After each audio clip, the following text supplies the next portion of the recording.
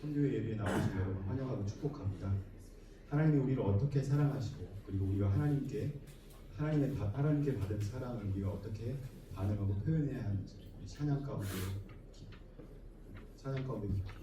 나아가는 시간을 갖도록 하겠습니다. 나의 하나님 함께 찬양하도록 하겠습니다.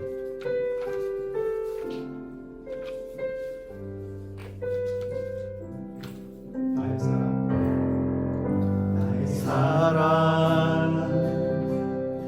너는 어여쁘고 장귀하다 어느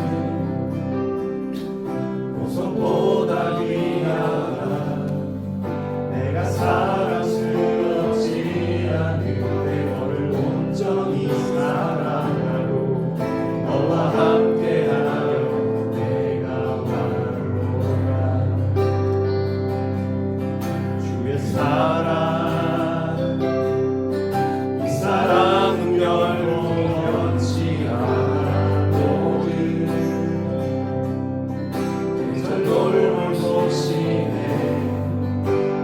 마르고 꽃은 시는 주의 말씀을 신실해 실수가 없으신 주만 알아. 주님의 나라 주님의 나라와 뜻이 나의 삶 속에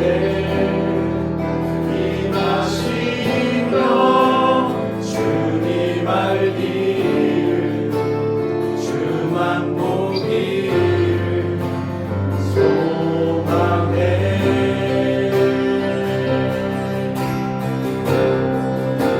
거룩히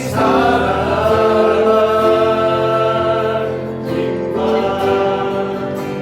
두려움없는 믿음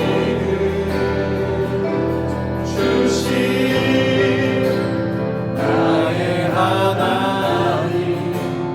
완전한 사랑해.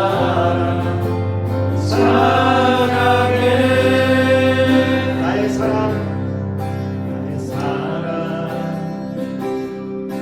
너는 어여쁘고 장귀하다 어느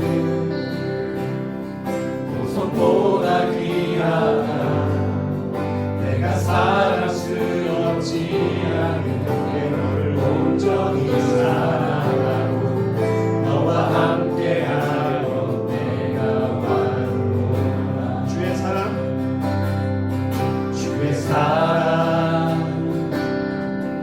이 사랑은 결코 변치 않아 모든 계절 돌보시네 푸른 마르고 꽃은 시든 주의 말씀을 신실해 실수가 없으신 주만 바라. 주님의 나라 뜻이 나의 삶 속에 임하시며 주님 알기를 주만 보기를 소망해.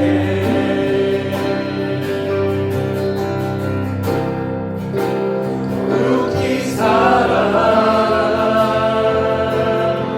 살아가기와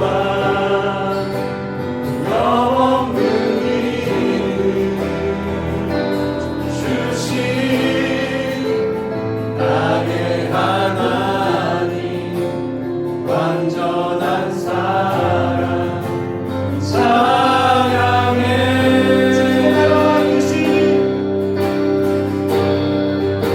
주님의 나라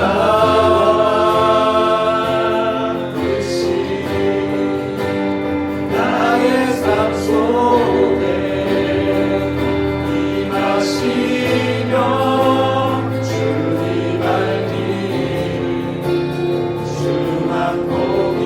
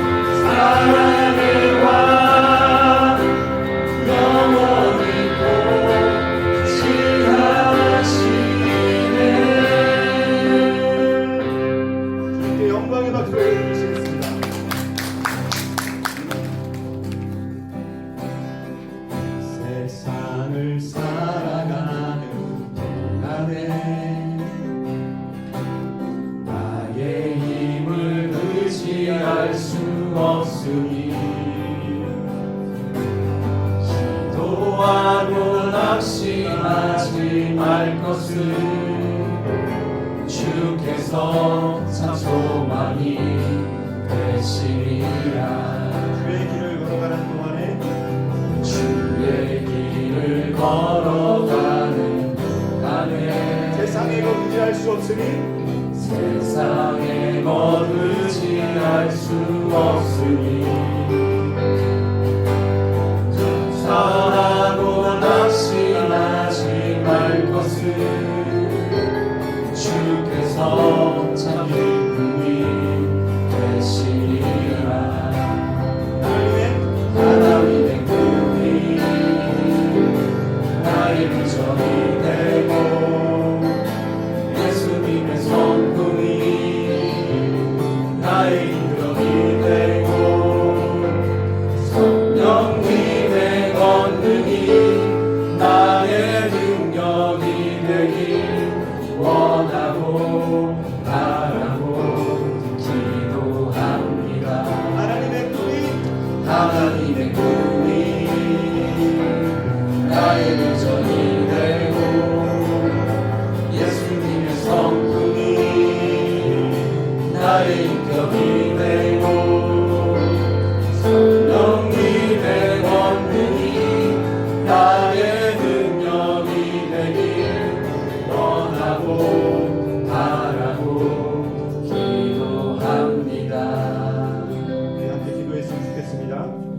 하나님의 꿈이 우리의 비전이 되고 예수님의 성품이 우리의 인격이 되고 성령님의 권능이 우리의 능력이 되기를 우리가 바라고 원하고 기도하는 마음으로 함께 기도하도록 하겠습니다. 사랑의 아버지 하나님 감사합니다. 오늘도 신뢰를 주시고 하나님의 인격을 닮아가시는 감사합니다. 직장 가운데서 나의 상심이 나의 인격이 제자의 되시고 삶을 감당하고 하나님 살아갈 수 있는 시간이 감사합니다. 하나님께 함께해 주시고 하나님의 힘을 주시고 하나님의 말씀을 전하시는 말씀을 하시며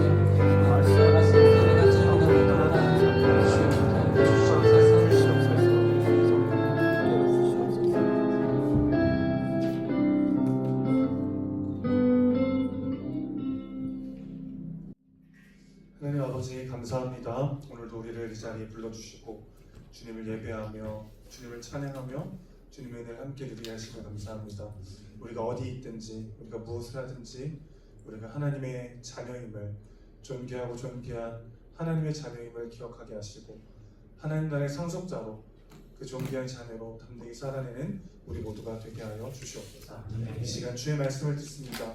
주님 우리 마음속에 생명의 말씀 능력의 말씀을 심어주시고 그 말씀의 능력으로 담대히 주어진 삶을 살아내는 우리 모두가 되게 하여 주시옵소서. 아멘. 예수님의 이름으로 기도합니다. 아멘.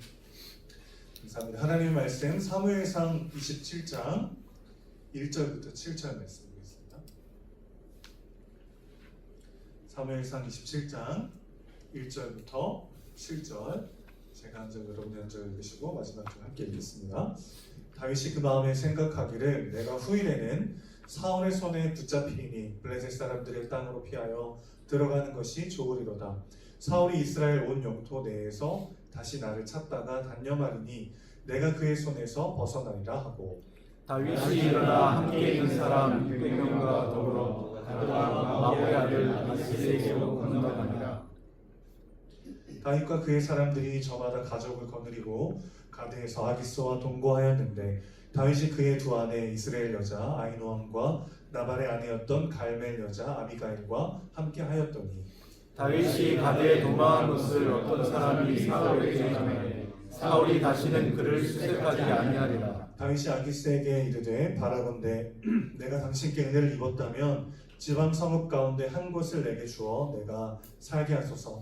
당신의 종이 어찌 당신과 함께 왕도에 살리이까 하니 아기스가 그날에 시글락을 그에게 주었으므로 시글락이 오늘까지 유다 왕에게 속하니라. 하겠습니다. 다윗이 블레셋 사람들의 지방에 산 말씀은 1년 4개월이었다. 아멘. 아멘.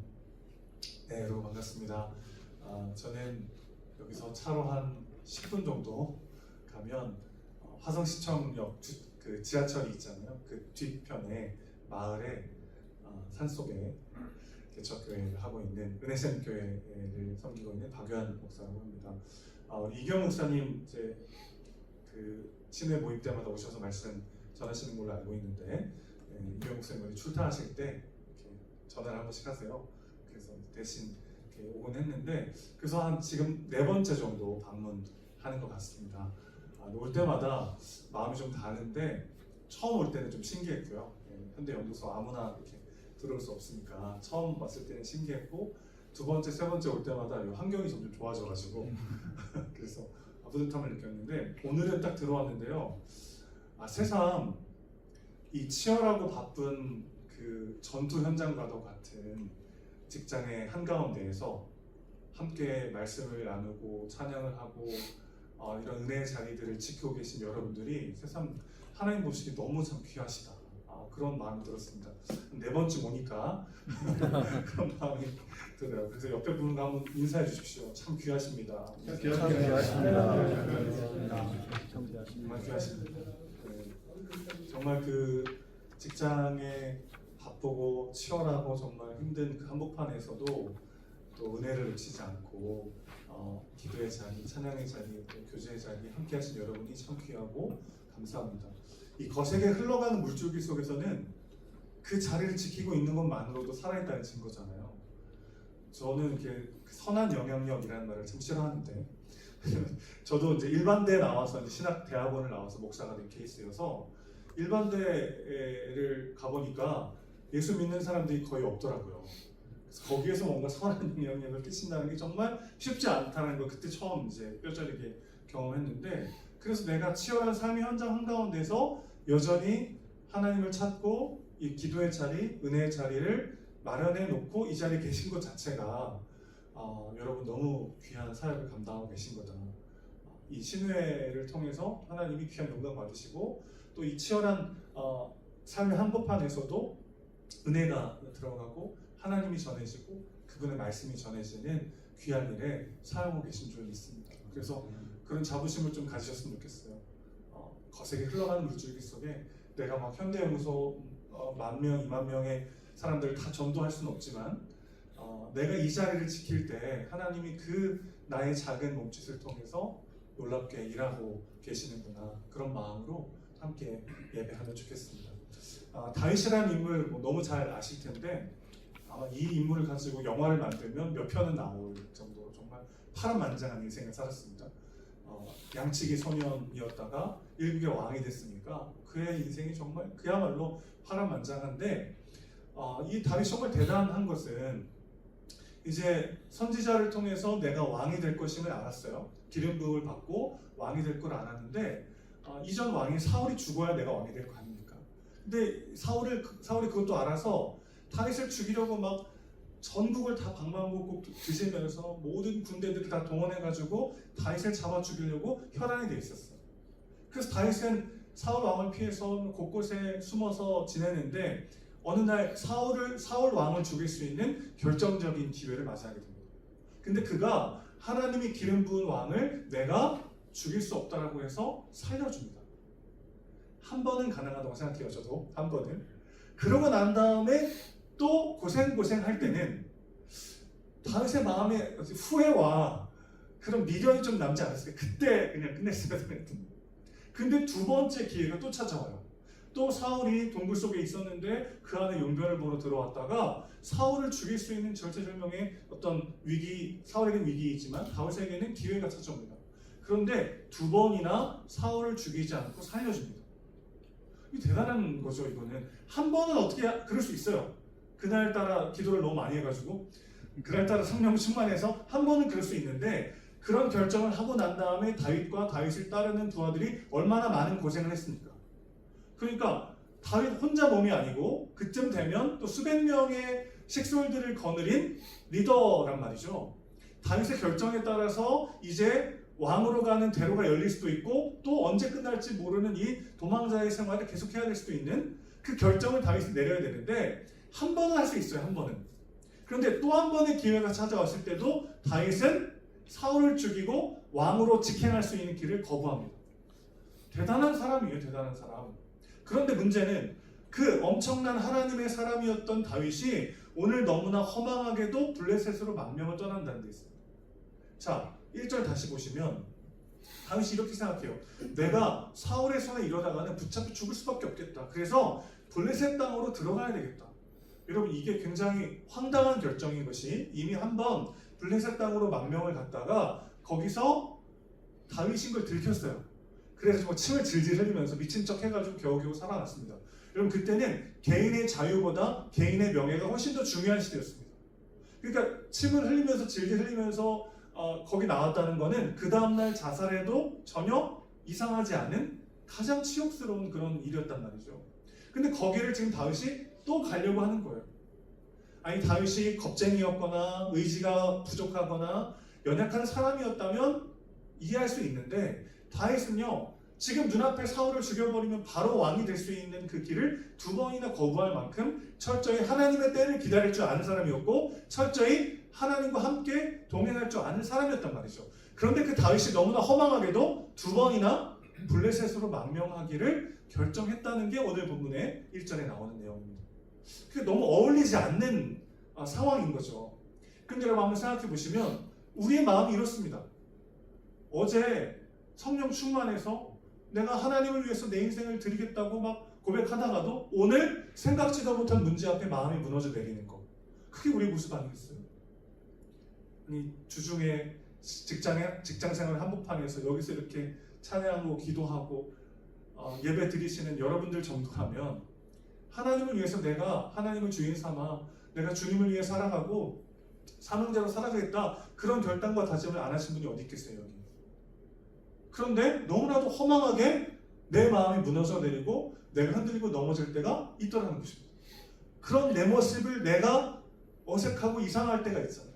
그런데 그게 우리의 모습이라는 거예요. 그게 우리의 실체라는 것입니다. 어제 큰 은혜를 받았어도 오늘 당장 눈앞의 현실이 막막하면 너무나 쉽게 무너지고 마는 것이 우리의 모습일 수 있다는 거죠. 다윗이 블레셋 왕 블레셋 가드 왕 아기스에게로 갔을 때 이번에는 일이 아주 술술 풀립니다.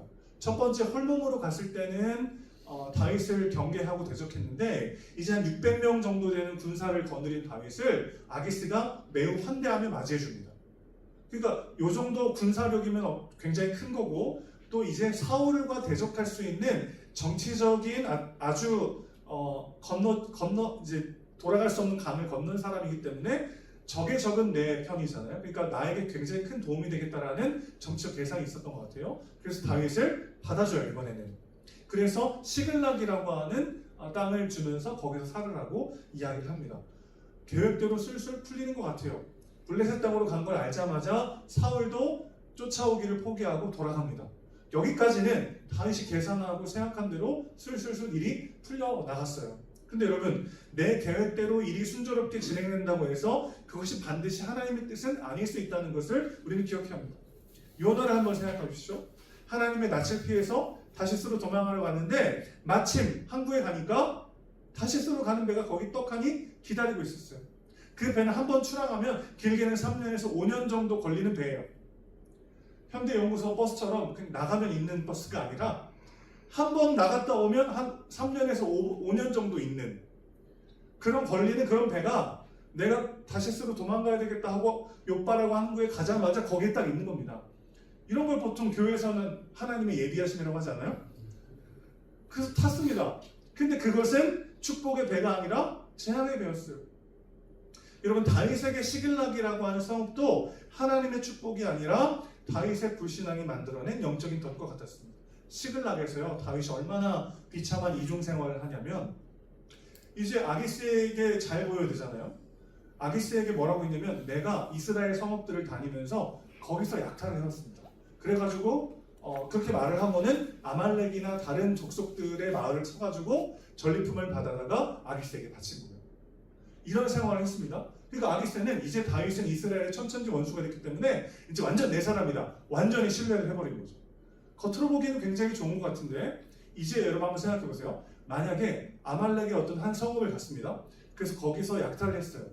근데 거기에 한 명이라도 살아남으면 다윗은 죽는 겁니다. 이해되시죠?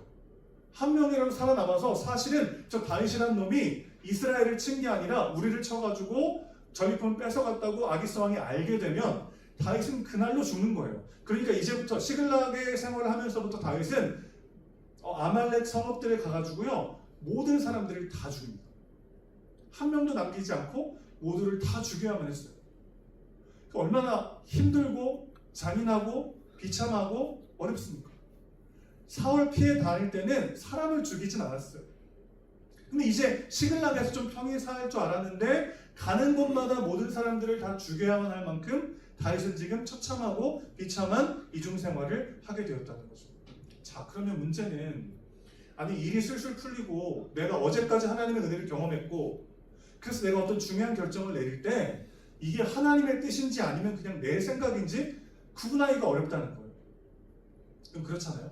그 중요한 결정을 내릴 때 내가 울산에 계속 있어야 됩니까? 남양연구소로 가야 됩니까? 이런 중요한 결정 내릴 때 본사로 가야 됩니까? 남양연구소에 있어야 됩니까? 이런 중요한 결정을 내릴 때 성경을 딱 폈는데 가서 이와 같이 하라 이런 말씀 딱 있으면 가라고 하는 건가 보다. 그렇게 결정하면 안 되잖아요. 우리가 하나님의 뜻을 분명히 안다면 속이 좀 시원하고 괜찮을 것 같은데 생각보다 성경을 읽고 말씀을 듣고 기도를 해도 하나님이 속 시원하게 중요한 문제에 대해서 이렇게 해라 저렇게 해라 말씀하지 않으실 때가 있단 말이죠. 말씀을 하시는 것 같은데 그게 하나님의 말씀인지 내 생각인지 헷갈리는 순간들이 있더라는 것입니다. 자, 그것을 어떻게 구분할 수 있을까요? 오늘 말씀을 통해서 이 이야기를 좀 전해드리려고 해요. 핵심은 이겁니다. 내 마음의 전제를 점검하는 것입니다. 그러니까 기도를 하고 말씀을 보고 하나님의 말씀을 듣기 전에 내가 이미 가지고 있는 내 마음의 전제가 있을 때 우리는 말씀을 보고 기도를 하고 삶의 정황들을 보면서도 충분히 그것을 내가 이미 생각한 것에 끼워 맞추기에 유능한 존재들이라는 것입니다. 예를 들어 볼게요. 이사를 가고 싶어요. 어느 날 내 마음속에 너무 이사를 가고 싶다는 마음이 생깁니다. 근데 여러 가지 막 걸려있는 게 있어요. 근데 그러다가 성경을 딱 봤는데 아까 말씀드렸듯이 가서 너도 이와 같이 하라 이런 구절이 딱 있으면 그래 이거구나. 하나님이 나보고 가라고 하시는구나. 그렇게 오역하기가 너무나 쉬워지는 거죠. 그러니까 기도를 하고 말씀을 보고 삶의 정황을 돌아보기 전에 내가 나도 모르게 가지고 있는 삶의 전제가 무엇인지를 생각해 볼 필요가 있다는 거죠. 1절 다시 보시면 다윗이 뭐합니까? 그 마음에 생각합니다. 그 마음을 생각해요. 다윗이 지금 어떤 결정을 하기 전에 자기가 이미 갖고 있었던 전제가 있었는데 그게 뭐냐면 내가 이제는 사울의 손에 잡혀서 죽을 수밖에 없을 거야 라고 굳게 믿고 있습니다. 하나님은 그를 왕으로 세우겠다고 약속하셨어요. 근데 다윗은 지금 하나님의 약속을 믿는 것이 아니라 내가 이러다가는 반드시 사울에게 잡혀 죽을 것이라는 것을 매우 굳세게 믿고 있습니다.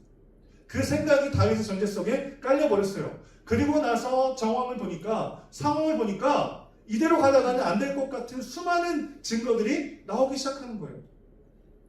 하나님은 한 번도 다윗을 사울의 손에 넘기신 적이 없는데 다윗은 스스로 이러다가 난 죽을 수밖에 없어라는 결론을 내리고 움직이는 거죠. 여러분 그러니까 지금 혹시 아주 중요한 결정을 앞두고 여러 고민들 가운데 기도하고 계신 분이 계십니까?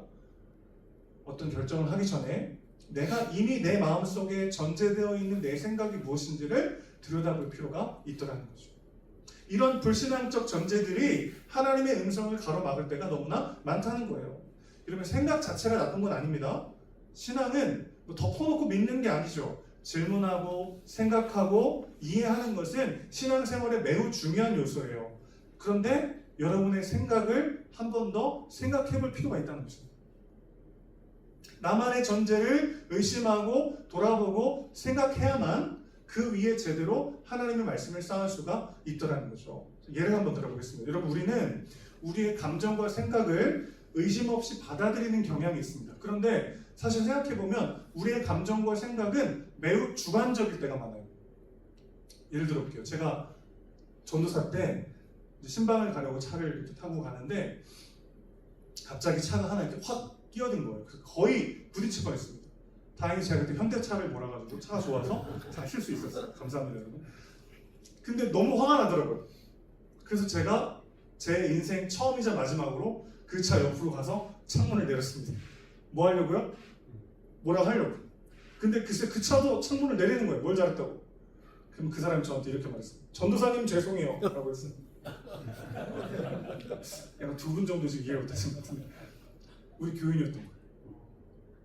근데 그때 제가 너무 충격을 받은 게 그 막 거의 부딪힐 뻔해가지고 너무 화가 나가지고 그 사람한테 막 뭐라고 하려고 엄청난 분노를 느끼다가 그 사람이 내가 아는 사람이라는 이유 하나 때문에 그 분노가 삽시간에 사라지고 쥐구멍이라도 숨고 싶은 마음이 막 생기는 거죠.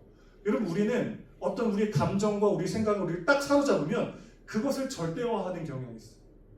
근데 그건 굉장히 주관적이고 한 번 더 의심하고 돌아봐야 될 자기중심적인 신념이나 감정일 수 있다는 것입니다. 여러분의 감정을 생각하셔야 돼요. 여러분의 전제와 여러분의 믿음을 돌아보셔야 되는 이유가 바로 여기 있습니다. 하나님이 주시는 마음인지 내가 만들어낸 마음인지 혹은 사단이 주는 마음인지를 우리는 들여다볼 필요가 있다는 거죠. 화가 났을 때 그게 참기 어렵잖아요. 이 상황에서 화가 안 나는 게 말이 돼? 그런 마음이 우리 안에 있는데 그날 저는 너무 충격을 받았어요. 3초 만에 그 사람이 내가 아는 사람이란 이유만으로 그렇게 해결할 수 없을 것 같던 분노가 삽시간에 사라지는 것을 보면서 내 감정과 내 생각이라는 게 결코 객관적 진리가 될 수 없겠구나. 그런 생각을 하게 된 거죠. 근데 가만히 생각해 보니까 제가 그날 왜 그렇게 화가 났냐면은 그날따라 이제 신방이 좀 늦었거든요. 근데 저는 제 마음속에 이런 마음이 있었어요. 나는 늦지 않는 사람이고 성실하고 책임감 있는 사람이야. 그런 마음으로 제 안에 기본적으로 깔려 있었어요. 근데 그 생각을 어길 것처럼 여겨지는 상황이 딱 찾아오니까 막 너무 화가 났던 거죠. 그러니까 저의 그때 그 분노는 분노라기보다는 부끄러움이죠. 이러다가 내가 늦으면 어떡하지? 라는.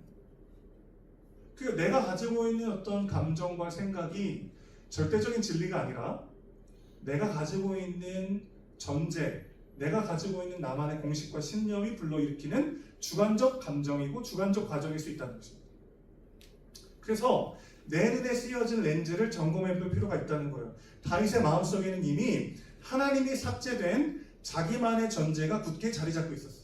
나는 결국 잡혀 죽을 거야. 이 땅에 소망이 없어. 이 전제가 세워지자 그 뒤에 판단들은 자석에 이끌리듯 블레셋이라는 결론으로 자연스럽게 달려가기 시작했어요. 여러분의 마음을 지배하는 인생의 전제는 무엇입니까? 내 경제적인 문제는 절대 해결할 수 없어. 우리 아이는 변하지 않을 거야. 하나님은 나를 잊어버리셨어.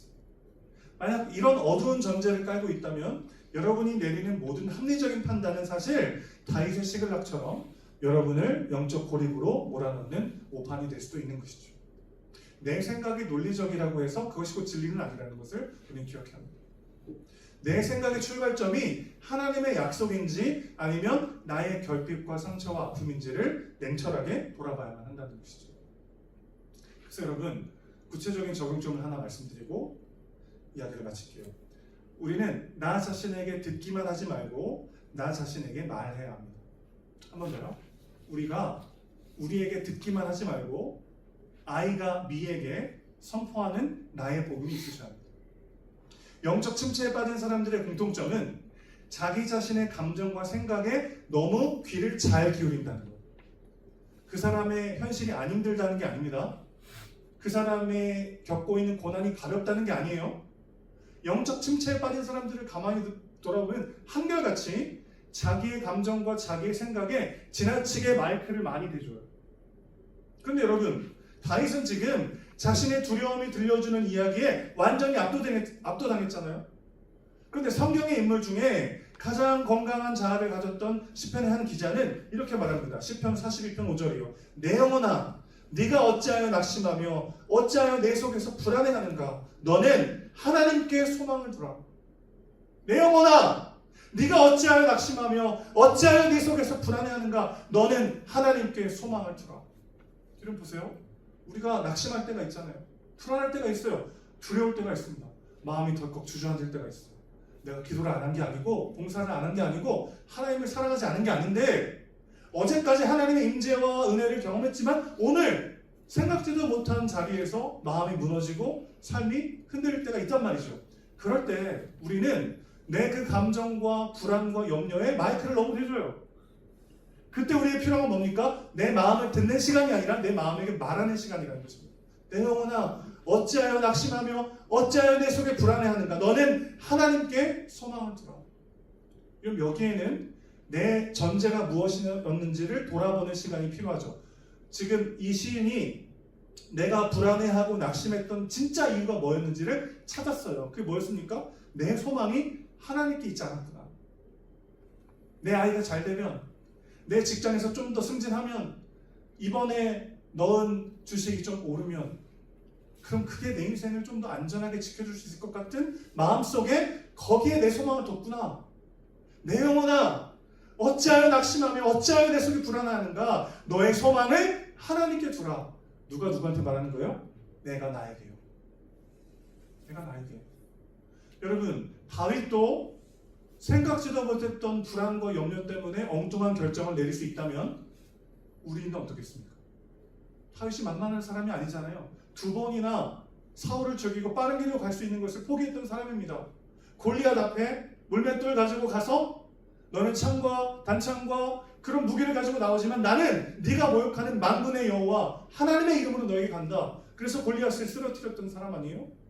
그런데 그런 다윗이 생각지도 못했던 염려와 불안과 두려움 때문에 넘어지고 말았습니다. 이게 우리 모두에게 일어날 수 있는 일이라는 거죠. 그런 일이 왜 일어납니까? 내 안에 있는 두려움과 염려, 불쑥불쑥 올라오는 나만의 어려움들에 귀를 기울이고 거기에 마이크를 대준다는 거죠. 그럴 때 오히려 여러분에게 선포하셔야 됩니다. 어찌하여 낙심하며 어찌하여 불안해하는가? 너는 하나님께 소망을 주라. 여러분, 사람마다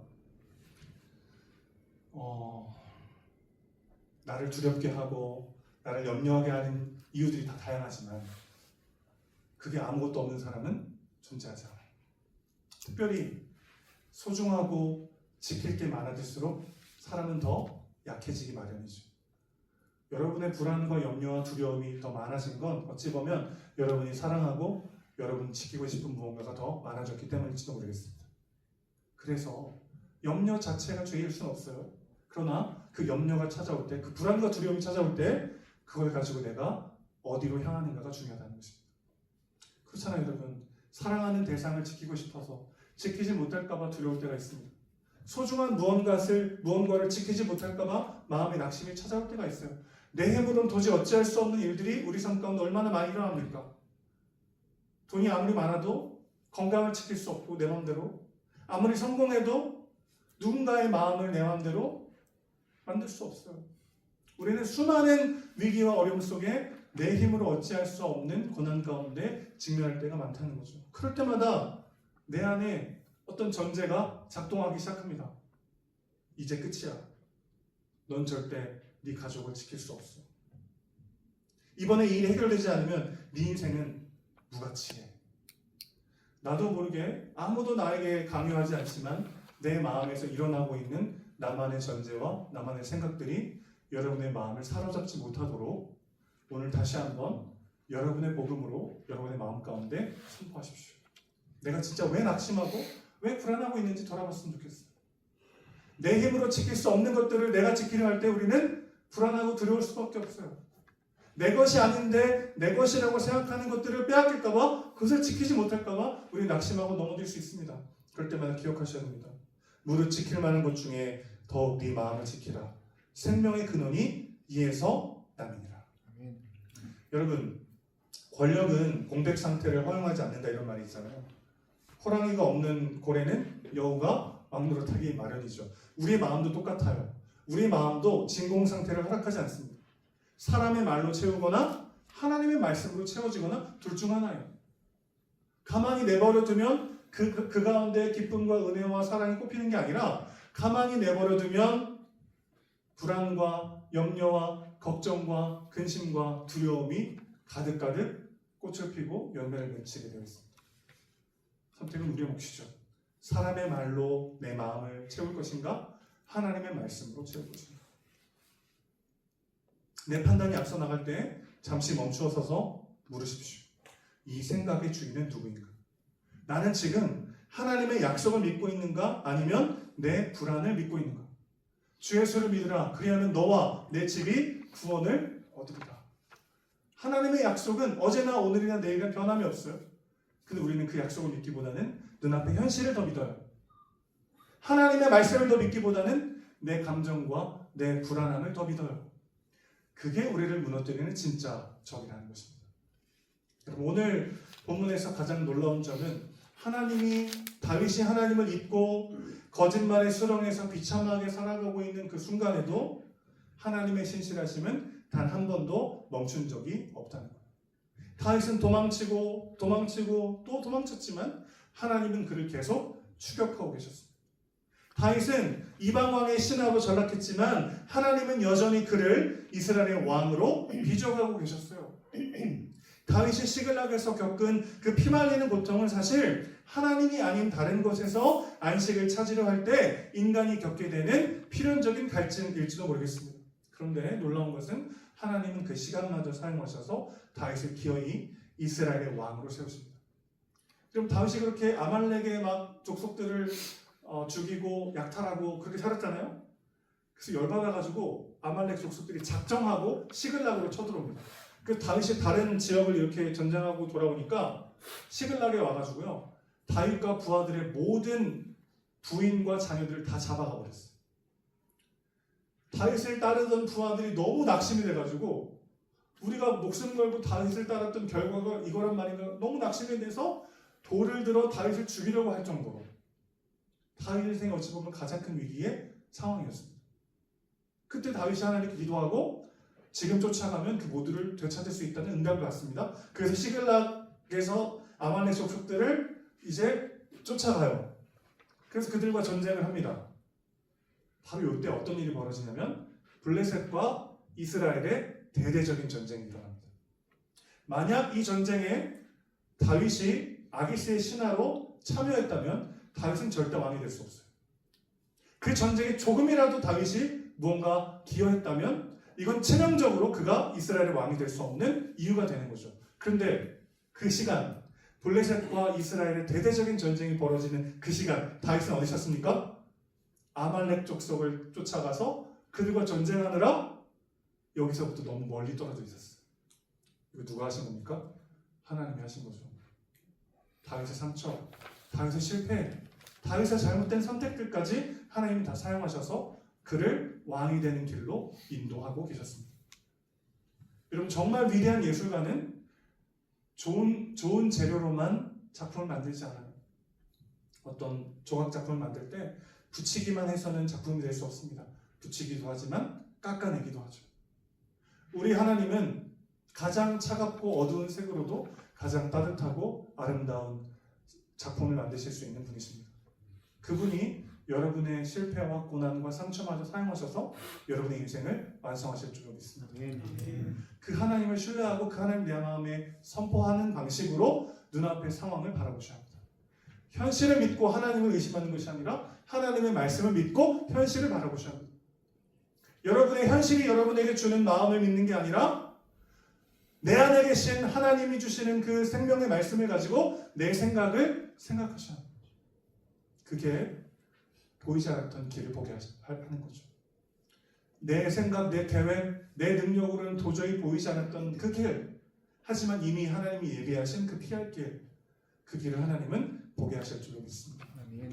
여러분을 괴롭히는 그 두려움의 전제를 내려놓고 우리를 결코 포기하지 않으시는 그 하나님의 압도적인 사랑과 주권적인 섭리 안에 머물면서 진정한 평안을 누리는 복된 인생 되시기를 주님의 이름으로 축원합니다. 제가 기도하고 마치면 될까요? 네, 제가 한번 기도하겠습니다. 하나님 아버지, 우리 생각의 전제를 다시 한번 돌아보기 원합니다. 내 힘으로 어찌할 수 없는 고난과 어려움 앞에 이러다가 내 가족을 지킬 수 없을 것 같고, 이러다가 내 인생이 비참해질 것 같고, 이러다가 버림받고 무의미해질 것 같은 나만의 생각과 전제들이 우리의 마음을 괴롭힐 때, 내 영혼아, 어찌하여 낙심하며 어찌하여 두려워하느냐? 너는 하나님께 소망을 두라 외쳤던 시편의 저자처럼 주님, 우리의 생각을 다시 생각하기 원합니다. 우리 마음속에 감정이 불안과 염려와 두려움을 몰아칠 때 하나님의 약속을 기억하게 하시고 그 약속의 말씀을 내 안에 선포하게 하시고 그 말씀으로 인하여 다시 일어나 담대히 주님 따라가는 우리 모두가 되게 하여 주시옵소서. 우리의 실패와 상처와 넘어짐과 고난의 시간까지 사용하셔서 우리 인생을 완성하시는 하나님을 신뢰하게 하시고 담대히 주님과 동행하는 우리 모두가 되게 하여 주시옵소서. 주 예수 그리스도의 은혜와 하나님 아버지의 완전하신 사랑과 성령님의 교통하심이 우리의 생각을 다시 생각하며 우리 감정과 마음이 아니라 하나님의 말씀으로 우리 삶을 다시 세워 담대히 주님 따라가기로 다짐하는 사랑하는 주의 자녀들 머리머리 위에 각 가정과 하시는 모든 일들 위에 이제로부터 영원토록 함께 있을지어다. 아멘.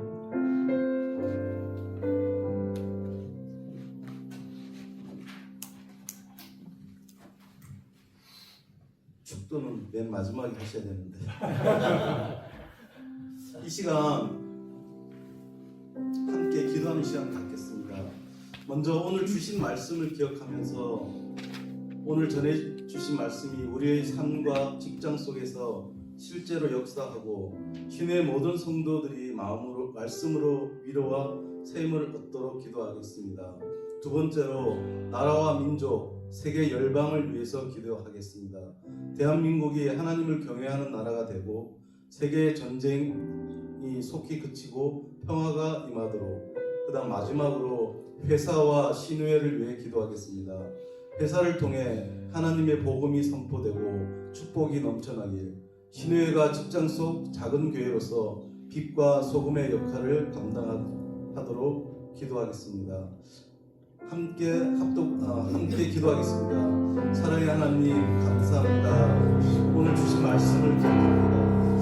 생각하다라는 말씀으로 이 순간이 없습니다. 우리 내 마음의 전제를 살피며 또 아버지 하나님 듣기만 하지 말고 나에게 할 수 있는 삶을 살 수 있도록 해달라고 아버지 하나님 주시옵소서. 또 우리 시대의 모든 성도들이 아버지 이 말씀으로 한 주일 동안 승리하는 삶을 살 수 있도록 하여 주시옵소서. 대한민국이 하나님을 경외하는 나라가 되고 육상 지방선거에서 당선된 우리 아버지 하나님 영과 아버지 하나님 모든 하나님을 경외하는 아버지 하나님 지도자가 될 수 있도록 허락해달라고 주시옵소서.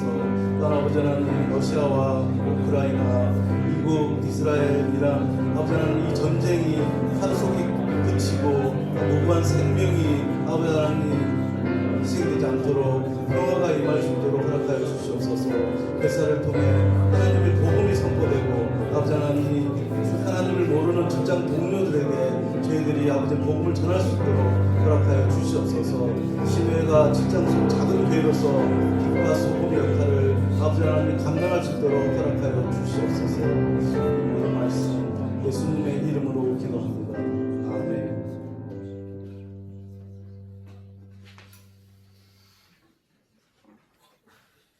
환영합니다. 2026년 6월 예배에 참석하신 형제자매님을 환영하고 축복합니다. 혹시 오늘 우리 예배에 처음 나오신 분이 있으신가요? 기적적으로 없으시네요.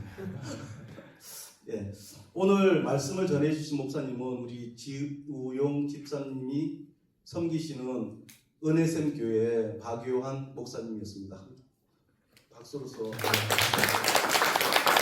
감사합니다. 예배 후에는 간단한 식사가 준비되어 있으니 함께 교제하면서 드셨으면 좋겠습니다. 뒤에 참석 회람 서명을 받고 있으니 아직 안 하신 분들은 서명해 주시면 감사하겠습니다. 또 회원 가입 되었지 않으신 분들도 회원 가입해 주시면 감사하겠습니다. 마지막으로 우리 친교 행사를 저희 계획하고 있는데 일주일밖에 남지 않았습니다. 처음 하는 행사라서 우리 좀 임원들이 좀 미흡할 수도 있지만 그럴수록 여러분들이 다 참석해 주셔야 합니다. 그래서 저희들이 힘을 얻고 다음에 또 행사를 또 준비할 수 있는 여기 참석하신 오늘 분들은 다 참석하시죠? 네. 우리 총무님이 또 식당을 예약하는데 참석 인원이 나와야지만 식단을 할 수 있기 때문에 그럼 여기에 오늘 오신 분들은 다 참석하는 것으로